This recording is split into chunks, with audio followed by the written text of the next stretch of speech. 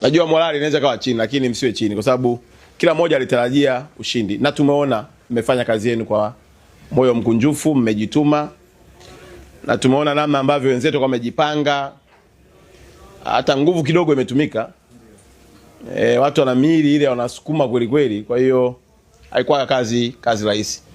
Nimalizie kwa kusema msikubali kukata tamaa. Mechi yetu iliyobaki ya Tunisia, twendeni tukamalizie kuchukua pointi zetu 3.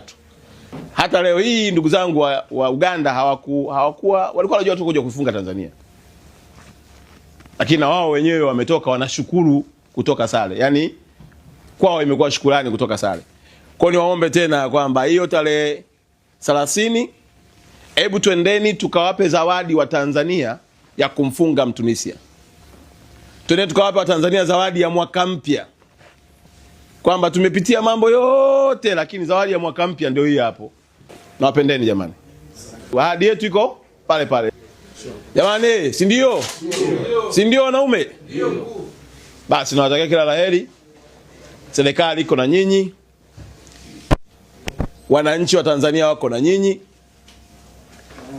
Na kwa namna yoyote matokeo yatakavyokuwa bado sisi ni washindi.